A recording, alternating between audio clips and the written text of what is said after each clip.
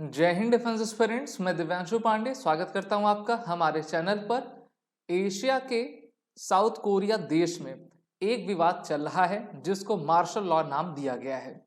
3 दिसंबर की रात को साउथ कोरिया के प्रेसिडेंट के द्वारा पूरे साउथ कोरिया में मार्शल लॉ लगा दिया गया और आनन फानन में काफी विरोध के चलते उसको 6 घंटे बाद हटा भी दिया गया।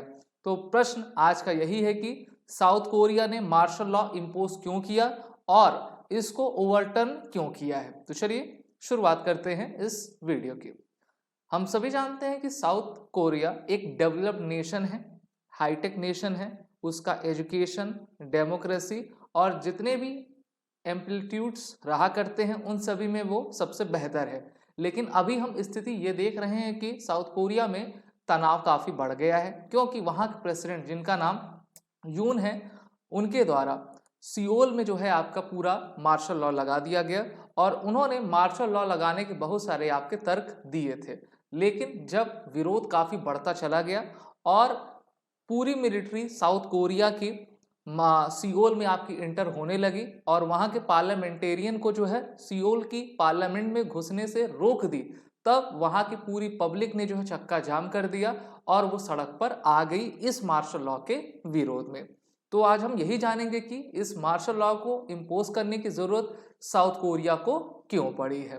तो लगभग 12 घंटे तक जो है साउथ कोरिया में इस प्रकार के तनाव की स्थिति आपकी हुई, लेकिन फिर इनको जो है अपने मार्शल लॉ को ओवरटर्न करना पड़ा, क्योंकि जो उनके प्रेसिडेंट थे उनके ही पार्टी के मेंबर के द्वारा जो है इसका विरोध किया जाने लगा कि आपने यहाँ पर साउथ कोरिया में, जो कि एक अच्छा डेमोक्रेटिक शांत देश है, आपने मार्शल लॉ क्यों लगाया है। South Korea president press to step down over martial law bid, और अब ये भी मांग उठाई जा रही है कि साउथ कोरिया के प्रेसिडेंट को अपने पद से इस्तीफा, रेसिग्नेशन दे देना चाहिए। The south Korean parliament has voted 199-0 to lift the martial law declared by President Yoon Suk Yeol as soldiers continue to storm the National Assembly building in an attempt to arrest the lawmakers।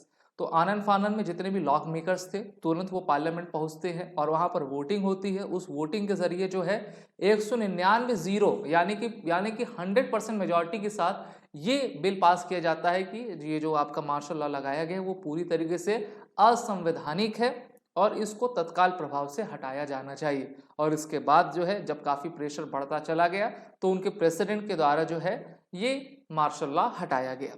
अब इसमें south Korea की बात नहीं, बल्कि इसका हम जो impact देख पा रहे हैं वो वैश्विक लेवल पर भी है। इसको क्यों लगाया गया, क्यों हटाया गया, दोनों को अभी मैं आपको बताऊंगा। तो यहाँ पर कुछ बातें हैं। सबसे पहला तो जो साउथ कोरिया के प्रेसिडेंट हैं उनकी जो अप्रूवल रेटिंग है इस साल की पिछले साल की तुलना में घटी है। जैसे आप देखते हो कि पिछले 10-12 साल से मोदी जी टॉप 1 पर हैं, इसी प्रकार से साउथ कोरिया के जो प्रेसिडेंट हैं उनकी जो अप्रूवल रेटिंग वो घटती जा रही है और वहाँ के लोगों के द्वारा भी ये कहा जाता है कि he is not a good administrator. तो एक कारण तो वो भी हो सकता है। The president accuse opposition parties to supporting the North Korea, और इन्होंने अपने अपोजिशन पार्टी को कह दिया कि सब की सब जितने भी लीडर्स हैं वो सभी प्रो नॉर्थ कोरिया हो गए हैं और इससे देश को खतरा है और इस कारण से मैं साउथ कोरिया में इमरजेंसी आपका लगाता हूं। जैसे उन्होंने इमरजेंसी की घोषणा की तो जो हमारा दलाल स्ट्रीट मार्केट रहा करता है, स्टॉक मार्केट, उसमें साउथ कोरिया की जो आपका करेंसी है उसकी वैल्यू लगातार डिप्रिशिएट होना शुरू कर दी गई, मार्केट आपका डाउन होता चला गया। The president Yoon Suk Yeol declared emergency martial law in a dramatic late night television address to the nation on Tuesday. जैसे हमारे भी प्रधानमंत्री हैं ना, रात को 8 बजे आते हैं, कहते हैं कि 12 बजे से 500,000 के नोट बंद कर दिए जाएंगे, रात 12 बजे से भारत में जो है नेशनल लॉकडाउन के चलते, कोविड के चलते नेशन वाइड आपका लॉकडाउन लगाया जाएगा। तो उसी प्रकार से ये टेलीविज़न पे आए और इन्होंने कहा कि देखिए जो अपोजिशन पार्टी है वो देश के लिए थ्रेट है, खतरा है और वो नॉर्थ कोरिया के साथ मिलकर साउथ कोरिया को आपका बर्बाद करना चाहती है। इस कारण से हम राष्ट्र हित में क्या लेते हैं फैसला, मार्शल लॉ का लेते हैं। 1980 के बाद से अभी तक कोई भी साउथ कोरिया में नेशनल इमरजेंसी नहीं लगी थी और ये पहली बार वहाँ पर नेशनल इमरजेंसी लग गई है। In the address to the nation, President Yoon said to safeguard a liberal South Korea from the threats posed by the North Korea's communist force and to eliminate anti-state elements plundering people's freedom and happiness, I hereby declare emergency martial law. ठीक है, तो ये martial law आपका लगा और काफ़ी विरोध इसमें हुआ इनका। और अब ये कहा जा रहा है कि चुनाव भी जल्दी हो सकते हैं, और जब भी चुनाव होंगे तो ये जो प्रेसिडेंट है, उनकी जो पार्टी है, वो अब गिर ही जाएगी, क्योंकि अब पब्लिक में काफ़ी रोष हो गया। अगर आप गलत डिसीजन ले लेते हो और उसको सही तरीके से गलत डिसीजन को लेके इम्प्लीमेंट भी नहीं कर पाते हो, तो वहाँ पर उस पार्टी के लिए, उस रूलिंग पार्टी के लिए सबसे आपका तनाव भरी स्थिति उत्पन्न हो जाती है। आपको याद होगा वर्ष 1975 में भारत में भी इसी प्रकार की इमरजेंसी 2.5 साल के लिए इंदिरा गांधी गवर्नमेंट के द्वारा लगा दी गई थी, और उन्होंने भी यही तर्क दिया था कि जो हमारा अपोजिशन है वो सभी जो है इंटरनल क्राइसिस आपका उत्पन्न करना चाहता है, इस कारण से हम इमरजेंसी लगाते हैं। लेकिन बात कुछ और थी, उन्होंने चुनाव में जो धांधली की थी हम सभी जानते हैं, उनको जेल होने वाली थी, इस कारण से उन्होंने नेशनल इमरजेंसी अपने बचाने को लगा दी थी। इसी प्रकार से जब इनको लगा होगा कि देखिए मेरी सरकार जा सकती है, अब थोड़ा वो स्थिति खराब है, तो मैं मार्शल लॉ लगाऊंगा। लेकिन सिर्फ बात यहाँ तक की नहीं है। अगर आप इस मैप पे देखोगे भारत से ईस्ट की तरफ, यानी कि ईस्ट एशिया की तरफ, तो आपको नॉर्थ कोरिया, साउथ कोरिया दिखेगा। इनका युद्ध 1950 के दशक में हो चुका है, जहां पर एक ही देश दो भागों में आपका बटा, एक नॉर्थ कोरिया, एक साउथ कोरिया। नॉर्थ कोरिया तो पूरी तरीके से दुनिया से ही कटा हुआ है, इसको चुनिंदा ही देश आपके सपोर्ट करते हैं, जैसे कि इसमें सबसे प्रमुख देश रशिया और चाइना है। वहीं पर South Korea is regarded as the satellite nation of the United States of America. और अमेरिका में हम सभी जान रहे हैं कि जिस प्रकार से स्थिति उत्पन्न हो रही है, ठीक है, अभी अमेरिका में चुनाव हुआ, जो बाइडेन की सरकार जा रही है, कमला हैरिस हार चुकी हैं और आपके डोनाल्ड ट्रंप आ रहे हैं। तो जो बाइडेन की सरकार जितना आपका न्यूसेंस क्रिएट करना चाहती है वो कर रही है, चाहे भारत का पड़ोस, यहाँ पर आप सभी देख सकते हो, ये बांग्लादेश हो या फिर आपका साउथ कोरिया हो। अब देखिए ये जो नॉर्थ कोरिया है, अभी रशिया के president Vladimir Putin north Korea को इन्होंने विजिट की थी, ठीक है, और बहुत सारे एग्रीमेंट्स भी दोनों देशों के द्वारा आपके किए गए थे, जहां पर नॉर्थ कोरिया के टोटल 10,000 ट्रूप्स रशिया यूक्रेन के वॉर में आपके पार्टिसिपेट कर रहे हैं। तो रशिया और नॉर्थ कोरिया की दोस्ती काफ़ी अच्छी हो रही है, और इसको देखते हुए जो बाइडेन की सरकार ये चाहती है कि रशिया को कमज़ोर किया जाए, और इस कारण से उन्होंने मार्शल लॉ का लगवाया होगा।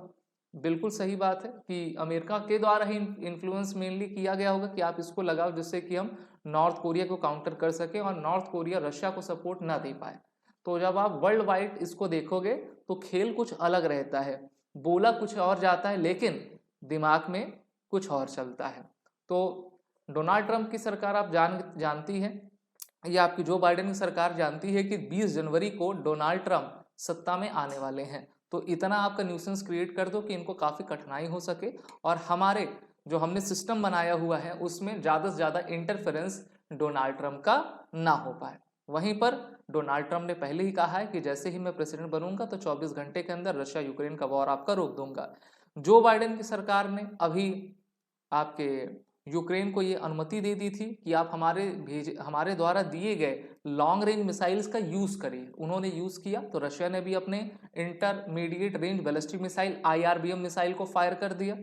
IRBM और ICBM दोनों एक ही होती हैं, बैलिस्टिक मिसाइल्स रहा करती हैं, न्यूक्लियर कैपेबल मिसाइल होती हैं, और रशिया ने काफ़ी धमकी भी दी हुई है।